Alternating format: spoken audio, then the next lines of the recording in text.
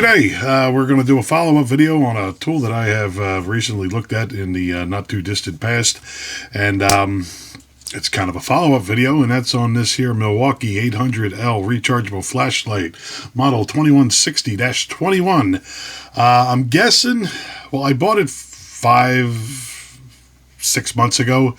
I'm not sure exactly when I posted it. I probably could have looked that up. It doesn't matter because it's under 6 months, and it failed. It does that. Just the green and red flashy lights. Sometimes it'll kick a flash out the end of it, and yeah, I've tried replacing this battery with two others that I have. Same thing. I've tried leaving the battery unplugged for a period of time. Same thing. Plugging it into the charger still doesn't work. I even went as far as to go into the little hole here and kind of try to bend those tabs out, thinking maybe that the battery wasn't making any connection on it. And again, it still doesn't work. Best I can tell, I mean, I would be lying if I said that I never dropped it. I've never dropped it from height.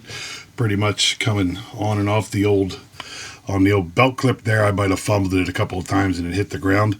The day that it stopped working, I used it, working fine, put it on the belt clip, took it out to use it again sometime later, 10-20 minutes later, and then I got the old red and green flashing lights of death, if you will.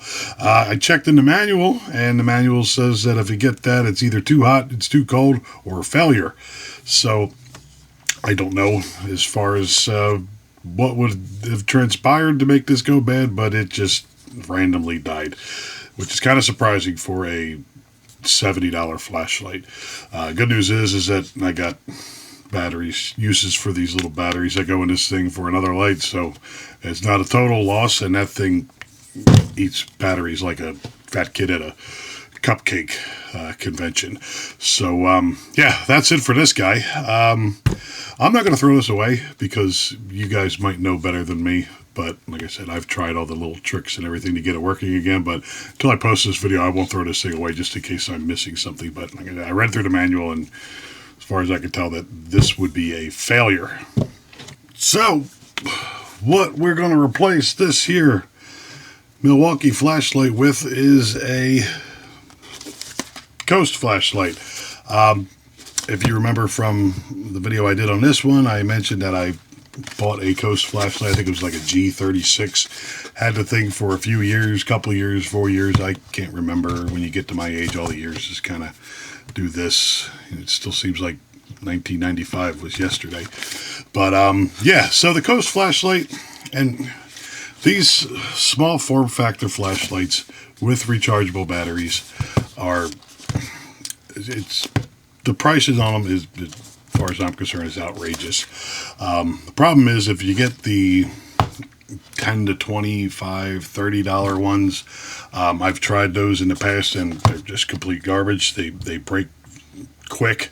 And then you have the other end of it with the other big name brands that I won't mention, that you know, $100 for a flashlight of this size. And I mean, different bells and whistles and different lasers and purple lights and all that crap. But I mean, it just seemed a little overpriced to me, and I hesitate to use the word overpriced because if it's worth it to you, it's not overpriced. But if someone offers me a 10% discount code for you fine folks and a 10% commission, that kind of tells me that they can knock 20% off of the price of the product and still be able to make money off of it. That aside, yeah, so like I said, good experience with the Coast in the past. We're going to give her another try. We'll open that box and take a look down on top of it just real quick. We also have, like I said, another little bonus surprise at the end, but let's go through the marketing wank on the box. 500 lumens. This is model number HP3R. Focus beam rechargeable plus. Now, one thing we're going to get into with batteries, I like to have, I like them to be rechargeable, but I also like to have separate batteries for it. And this one, you can actually use their rechargeable battery or a 2 AAA batteries. So we're going to take a look at that. I haven't really done much looking at this thing as far as Actually just taking it out of the box and plugging it in to charge. Specs on the thing, you're talking lumens, medium 185, high 500, and low 26. Beam distance 55 meters on medium, 89 on high, and 20 meters on low. I don't know how you quantify that. And then runtime, you're looking at 3 hours 45 minutes on medium, 1.5 hours on high, and 12 hours on the low setting. And I think that is just about it.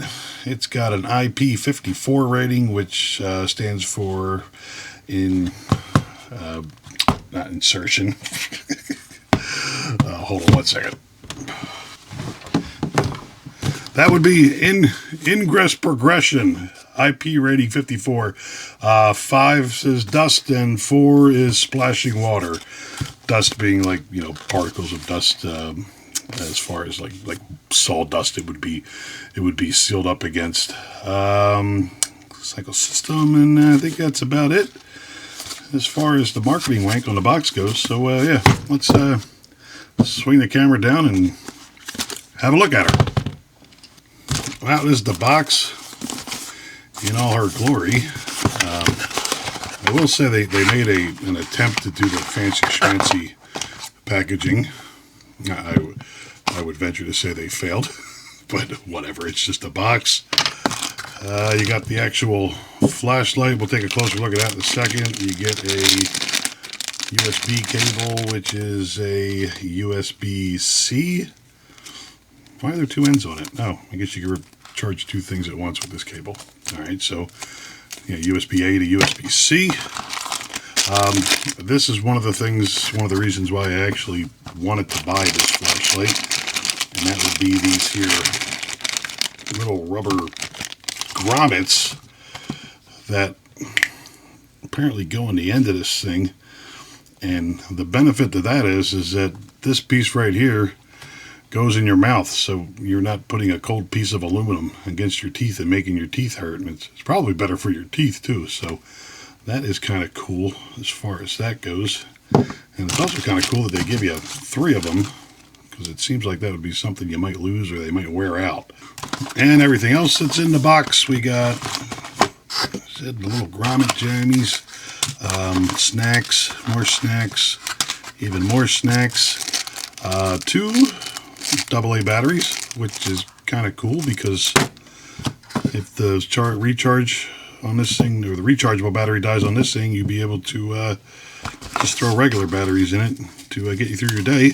Ooh, even more snacks. And we got looks like your instruction manual, and I think that is about it. Yes, it is. That is about it. And the instruction manual, I kind of used the one that was online. I'm sure we could figure all that mess out. Alright, now that we got all the snacks and paperwork out of the way, this is the guy sitting here by themselves. I guess we'll start at the business end and work our way forward. This is just the power button right here. Turns on, and the viewfinder, I'm seeing a little bit of ripples going down in here. I'm not seeing that in person, and it doesn't seem, I don't see any real flicker as far as the light goes with my own little 2 eyes here. And we got push and hold. There you go, and that changes it to high, low, off. Oh, we skipped past medium, and I'm guessing that would be the medium that we just looked at. And the low is very low. It looks brighter on the viewfinder than it does on the in person. And that would be the medium. The medium, I would honestly say, is probably a good working strength as far as if you're working close up to something. And now you got on the end here, you could twist this, which gives you a motor focused beam, kind of like that. And then if you twist it back in the other direction, it gives you more of a spotlight style effect. Now, as far as charging it goes, which I kind of like that, I kind of like this about that one, and you just kind of take the end here, you give it a good twist, and then it exposes the old USB charging port in there. I kind of wonder, does this little rubber grommet block that? No, it doesn't. Isn't that nifty? So you just kind of twist and untwist, and then I believe if you twist a little harder, yes, it comes all the way open, which then exposes basically a double AAA battery stack knocked up to each other. Oh yeah, look at that. There's actually a USB charging port on the battery. I wonder if you could buy these batteries separate. I'll have to look into that. If you can, that would be nice, because I'd rather have this than the other ones, than the non-rechargeable batteries. And looking at the package, let me get that over here, screw this back in. Looking at the package, it looks like on the AAA batteries, you take a pretty big hit in lumens. I mean, on medium, you're looking at 42 compared to 185, and high is 85 compared to 500. But you're also getting a lot longer runtime on it. Runtime on the medium level with the AAA batteries is 6 hours. High is 3 hours and 30 minutes, and 70 hours on the lowest. Lowest would be 8 lumens. So it's a lot dimmer flashlight, but it'll last you a lot longer on the AAA side of things. So that's about it for the actual flashlight itself. Surprisingly enough, there's not much to it because it's a flashlight. But one thing I will say about this, I mean, comparing the two, this thing, you know, this is you and the guy she tells you not to worry about, for God's sake. One thing I can honestly say, when this thing was working, the thing I didn't like about it was just the size of it. It's if you're laying on your side on the ground, you got to take this out of the old holster here, because it's just stabbing you in the hip. And yeah, so I mean, you can kind of see. I check. This is my old Maglite holster, which this actually fits in perfectly, which is awesome. Because, I mean, just looking at it side profile next to each other, this thing, I probably won't even know it's there. This thing makes me feel like I got a hip tumor. So, yeah, I'm kind of glad that's the way that worked out. But, yeah, that's about it for this guy. So that's it as far as flashlights go. I promised a little quickie gadget at the end of the video, keeping with the tools that one would keep on one's belt clip. I found this guy doom scrolling, and it is the MagMaster Pro holstery. A little kangaroo on it, which kind of makes me think it was made in Australia, but it's actually made in Idaho, or assembled in Idaho, USA. That's kind of cool. And basically what this is, and I think this tool is more or less made or intended for your construction type things, framers and stuff like that, holding tools and screws on the side of your belt. I watched it and I started kind of thinking to myself, there is occasions when I'm working on something, I have one hand occupied holding the thing, and I got my other hand with the tool, and sometimes I need to go from tools to thing, and instead of sticking them in my pocket like a screwdriver in your back pocket, and you forget it, and it stabs the back of your interior of your seat of your work truck, or kind of, you'll never be able to see it, but a nice little scar right there from the screwdriver I stabbed myself in the arm with. Yeah, you just stick them on this here little magnet. It is a super powerful magnet. Little piece of, I guess that would be 3/8 plate steel. And I mean, she's on there good. Hold on. Here, do that without ripping the packaging. Speaking of the packaging, I don't think we need it anymore. And yeah, I mean, it's a compact little thing. It's pretty light, and I'm just going to try it out sitting, you know, I mean, for my day-to-day. A lot of times I'm doing PMs, I'm pulling panels off. I got you know, 4, 6, a handful of screws that I got to put somewheres, and instead of using a cup that gets knocked over and the screws go flying across the thing, you just kind of just so happen to have a pile of screws laying here, like I was planning on doing this. And yeah, as you got this thing sitting on my belt, I can kind of do that kind of action, and it'll hold all the screws. As far as tools go, the washers are a little tough to get off of it. Now to play with it, not impossible.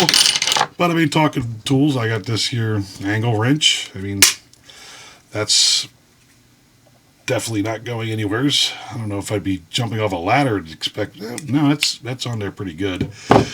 Stepping up in size a little bit, I got this here snap-on adjustable wrench. This is an older one. This is when they were trying to convince us that laser etching markings on tools was a good idea, and then we all figured out that the laser etching goes away and then you can't see the markings anymore, when it was actually just a cost saving for the tool companies for, like, I don't know, $200 freaking adjustable wrench. But yeah, adjustable wrench sticks on there pretty good. And oh, let's see, we go to the extreme. I got you got to go ridiculous, right? Here, let me, no, hold on one second. I'm going to need to put this on a belt loop because I'm not going to be able to hold that. All right, well, I got my work belt here wrapped around it. Got this here big wrench, 24-inch adjustable wrench. Just for reference, as far as weight goes, I busted out the scale, and we're basically looking at 8.5 pounds for this one. And I mean, it holds it. It kind of slips if you're bouncing it. I don't want to slip it all the way and break my foot, but it holds it. So I mean, maybe just slap it on your side here. And we got the snap-on wrench, being that we got the scales out already. The snap-on wrench was basically 1 3/4 pounds, and I mean, that's definitely somewhere between 8 pounds and 1 3/4 pounds. Is probably the sweet spot for this, but I mean, seems to be all right. So there we go. Wrapping things up, the old Milwaukee 800L flashlight. Your mileage may have varied with this thing, but according to my testing with a sample size of 1, there is a 100% failure rate over 6 months of use. So that's kind of a joke, but it's not really a joke. Yeah, so like I said, I might look into the warranty on this thing just so I can see how their warranty goes on this if I have time. A $70 flashlight. I mean, I put an hour into doing the warranty claim on this. I'm really not interested, but I might do it. We'll see. I don't know. If I do, I'll put it in the description and let you know how everything went. But I mean, don't hold your breath. Getting into the new one, the Coast flashlight, which is the HP3R. I like it. Smaller form factor. Doesn't last as long, but I don't use it as much. Have the option of putting other batteries in it and replacing the battery. I do like the little rubber whitey thing on the end of it. It's a lot less naughty looking than sticking this big mamma jamma in your mouth. And I had definitely handy as far as that goes.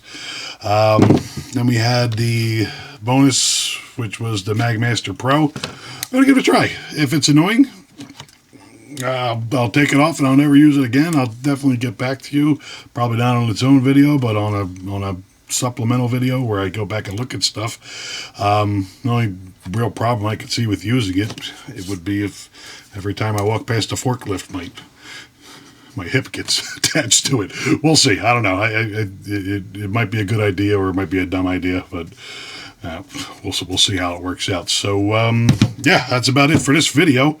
I'd like to thank you all for watching. Any comments, concerns, leave them down in the old comments section, and I'll do my best to get back to you. And yeah, that's about it for this whole mess. So there you go.